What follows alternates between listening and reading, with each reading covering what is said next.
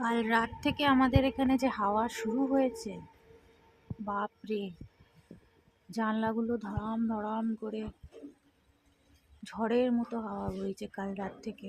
আর আজকে সকালে উঠে এত ঠান্ডা পড়েছে, বাপরে বাপ! আমি এখনো কথা বলছি, আমার মুখ থেকে ধোঁয়া বেরোচ্ছে। প্রচণ্ড ঠান্ডা পড়ে গেছে। আর তার মধ্যে আজকে মেঘলা পুরো। এই যে অনেকগুলো কেচেছি। আমাদের তো শীত, গ্রীষ্ম, বর্ষা, হাউস ওয়াইফদের তো কোনো ছুটি নেই।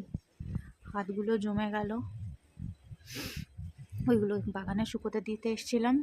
সকালে উঠে দেখি কোনো ফুল নেই গাছে, তাই আর সকালে আসিনি। আর আজকে প্রচণ্ড হাওয়া দিচ্ছিল বলে আজকে আর হাঁটতেও আসা হয়নি। এই যে কেতকী গাছের ফুলগুলো হয়েছে, এগুলো নেব, এগুলো তুলবো। জানলা থেকে দেখলাম ফুল নেই। রঙ্গন তো আমাদের সদাবাহার, এভারগ্রিন, সবসময় হয়ে থাকে।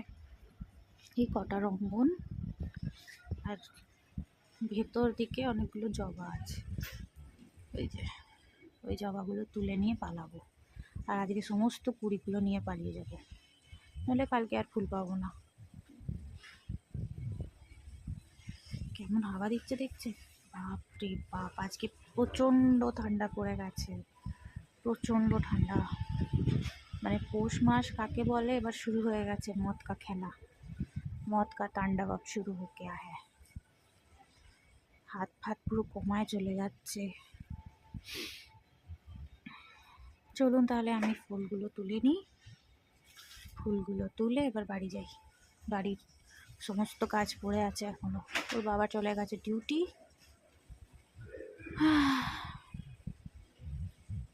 ওর বাবা ভোরেই বেরিয়ে গেছে আজকে, ভোরবেলা খুব ঠান্ডা ছিল, ওরও কষ্ট খুব।